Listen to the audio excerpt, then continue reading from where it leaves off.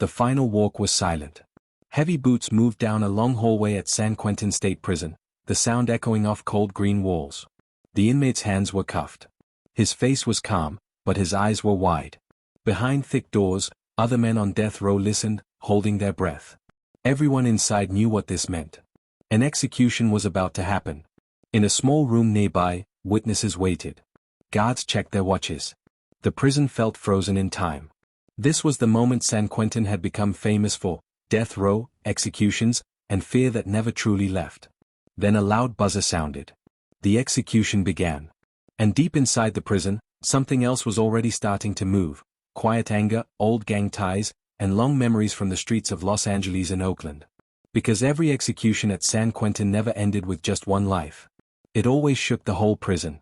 And tonight would be no different. San Quentin State Prison sits on the edge of the San Francisco Bay in California, USA. From the outside, it looks almost peaceful.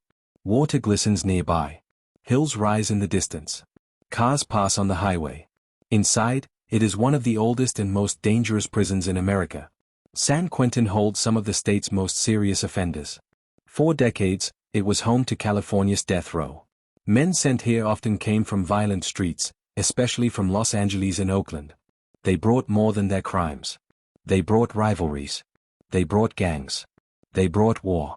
From the very beginning, San Quentin was different. Death row inmates lived close to each other, locked away but never truly separated. The tension never stopped. Every sound mattered. Every rumor spread fast. Executions were rare, but when they happened, the whole prison felt it. Guards knew it. Inmates knew it. Death made people desperate. And desperation made violence easier. One of the men who felt this pressure was Marcus Reed. Marcus had been transferred to San Quentin from Los Angeles years earlier. He was not on death row, but he lived close enough to hear it. He knew the sounds. The doors. The silence that followed. Marcus also knew the gangs. San Quentin was controlled by them.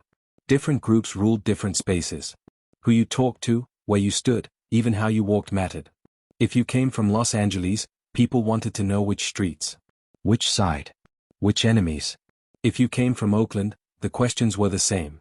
Neutral was not respected. Neutral was weak. Marcus tried to stay quiet. He worked his job. He followed rules. He avoided trouble. But his past followed him anyway. Old gang ties didn't disappear just because you wanted them to. Executions made everything worse. Whenever one was scheduled, tension climbed fast. Some inmates prayed. Some got angry. Some felt relieved it wasn't them, yet. After an execution, fights often followed. It was like the prison needed to release the fear somehow. Guards increased patrols. Lockdowns happened more often. Searches became stricter. But the gang stayed strong. They had run prisons before. They knew how to wait. On the night of the execution, Marcus lay on his bunk staring at the ceiling. He listened as the prison went quiet. Then quieter. Then silent. The buzzer sounded. A man died. And somewhere down the tier, someone whispered a name. The name of a rival. By morning, the prison felt different. Angrier. The day started like any other. Count. Movement. Breakfast lines. But eyes were sharper. Voices were lower. Marcus felt it in his chest. Something was coming. San Quentin had seen this cycle before. Execution. Anger. Violence. Inmates from Los Angeles blamed inmates from Oakland.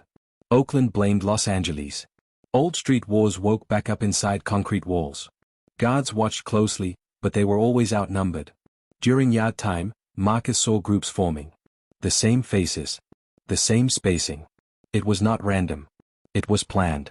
He considered going back inside, but it was too late. The yard gates were locked. Across the concrete, a man from Oakland stared him down. They had history. Not personal, but gang history. That was enough. Marcus looked toward the guards. They were watching. But not moving. The first punch came from somewhere behind him. Marcus stumbled forward. Shouts filled the yard. More inmates rushed in. The calm shattered in seconds. This wasn't a fight. It was a message. Guards shouted commands. Batons came out. Sirens screamed. But the damage was already done. When order was restored, several inmates were hurt. One was carried away, not moving. The yard shut down. Lockdown followed. Inside his cell, Marcus sat shaking. He knew what this meant. The execution had lit a fuse. And San Quentin was burning again. As night fell over the prison, guards made their rounds. Inmates whispered through walls. Names were spoken. Plans were made. Because death row was still there.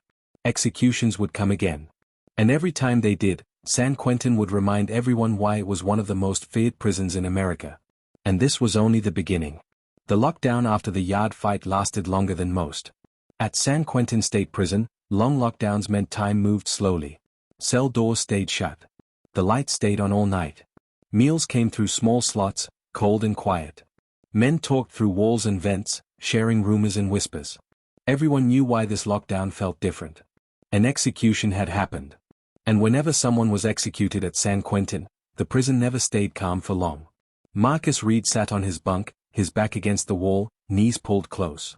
He replayed the yard fight again and again. The look in the other man's eyes. The first punch. The way the guards waited before moving. Marcus had lived through violence before. He grew up around it in Los Angeles. But this was different. This was trapped violence. No streets to run down. No corners to turn. Only concrete. Only time. Down the tier, other inmates were talking. Names from Oakland. Names from Los Angeles. Old neighborhoods. Old crews. Old grudges. San Quentin remembered everything. Officer Daniel Morgan walked the tier slowly, keys hanging heavy at his side. He had worked at San Quentin for more than 15 years. He had seen executions, riots, stabbings, and suicides. But executions always changed the air. They reminded inmates how close death really was. Morgan checked doors, peered through windows, listened. He knew gangs were active again. The execution had reopened wounds that never truly healed. Transfers from Los Angeles and Oakland had always shaped San Quentin's culture. Men arrived carrying street rules into a prison that already ran on its own rules. When those rules clashed, violence followed. When the lockdown finally eased, movement returned in small steps. Showers first. Then short yard time. Guards stood closer than usual, hands near radios. Marcus stepped out carefully. He felt watched. Not just by guards, but by inmates too. Neutral was no longer possible. A man from Los Angeles approached him near the sinks. The man spoke softly, almost kindly. "You gotta choose," he said. Marcus didn't answer. The man nodded. "Everybody does." Then he walked away. Marcus knew what that meant. If he didn't join, someone else would decide for him. Life inside San Quentin became tight and sharp. Every look felt like a test. Every step felt measured. The gangs were reorganizing after the execution. Leaders sent messages. Soldiers waited. Executions had a strange effect. Some inmates became quiet and scared. Others became reckless. A few felt powerful, like death gave them permission to act. Another execution date was posted on the unit board. The tension jumped overnight. Men argued more. Fights broke out in the showers. Guards broke them up quickly, but the anger stayed. Marcus heard that the next execution involved a man from Oakland. That mattered. Inmates from Oakland felt targeted. Inmates from Los Angeles felt watched. The prison split itself along old city lines. Officer Morgan attended a staff briefing where supervisors warned everyone to stay alert. Intelligence suggested gangs were planning to make a statement after the next execution. Yard movements are high risk, the captain said. Watch the transfers. Watch the groupings. Morgan knew watching was not always enough. The day before the execution, Marcus was moved to a different cell. No explanation. Just orders. Cell moves were never random at San Quentin. New neighbors meant new dangers. Marcus tried to keep his head down. He read. He wrote letters he never sent. He listened. On execution night, the prison went quiet again. Marcus could feel it. The doors. The steps. The silence. The buzzer sounded later than usual. Another man died. And this time, the reaction came faster. Before morning count, a fight broke out on the tier. Guards rushed in. 2 inmates were pulled apart. One had blood on his face. The prison locked down again. This cycle was becoming normal. Executions. Lockdowns. Violence. San Quentin was trapped inside it. When movement returned, the yard was changed. Groups were supposed to be separated. Guards said it was for safety. But Marcus noticed something. Men from Los Angeles and Oakland were still ending up close to each other. Not always at first, but soon enough. It felt like a mistake. Or maybe not. During one yard release, Marcus saw a familiar face from Oakland. A man he had crossed paths with years ago on the streets. They weren't enemies back then, but alliances change. They locked eyes. That was enough. Marcus felt the yard tighten. Bodies shifted. The air went still. Officer Morgan watched from the fence line. He saw the signs. He radioed for backup. Before help arrived, a punch landed. Then another. The yard exploded again. Guards moved faster this time. Batons out. Commands shouted. Sirens screaming. But the fight spread anyway. When it ended, several inmates were injured. One was taken away on a stretcher. Again. The administration announced new restrictions. Yard time would be reduced. Movements would be staggered. More searches would happen. But inmates didn't believe it would last. They had heard promises before. Marcus was pulled aside by a guard later that day. "Keep your head down," the guard said quietly. "It's bad right now." Marcus nodded. He didn't trust advice in here. But he appreciated the warning. That night, Marcus heard whispers again. Names. Times. The word retaliation. He couldn't tell if it was coming from Los Angeles or Oakland. It didn't matter. Violence didn't need a clear reason anymore. The next weeks blurred together. Lockdowns came and went. Small fights broke out and stopped. Everyone waited for something bigger. Executions were paused for a short time, but the damage was already done. Death row still loomed over the prison like a shadow. Marcus noticed guards were more nervous. Officer Morgan included. Radios buzzed more. Backup was called faster. San Quentin felt like it was holding its breath. Then came the transfer. A group of inmates from Los Angeles arrived on a bus one morning. Another group from Oakland arrived the same week. Too close together. Too fast. The yard became crowded again.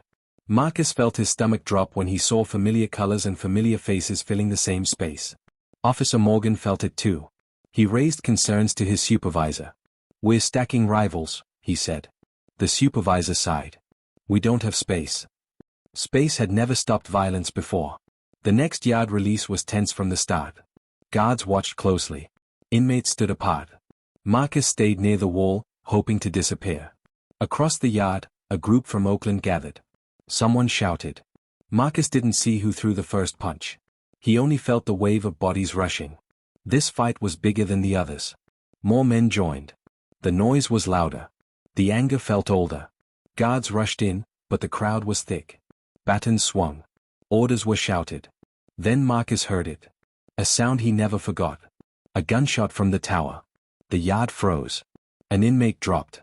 The silence afterward was worse than the noise before. Sirens followed. Medics ran. Guards forced everyone to the ground. Marcus lay face down on the concrete, heart racing, staring at cracks in the yard floor. When he was finally pulled up and cuffed, he saw blood pooling nearby. Someone had been shot. Again. San Quentin went into full lockdown. This time, the news traveled fast outside the prison. Media vans parked outside. Families called non-stop. Lawyers asked questions. Executions, gang violence, shootings. San Quentin was back in the spotlight. Inside, the pressure only grew. In his cell, Marcus sat shaking. He knew this incident would not be brushed aside. Someone was hurt badly. Maybe worse. Officer Morgan wrote his report late into the night. He described the yard, the timing, the warnings. He knew what the report wouldn't say out loud. That San Quentin was stuck. Death row. Gang control. Transfers from violent cities. Old grudges that never died. Executions didn't end lives cleanly here. They set off chains. As the prison settled into another long lockdown, Marcus heard a voice through the vent.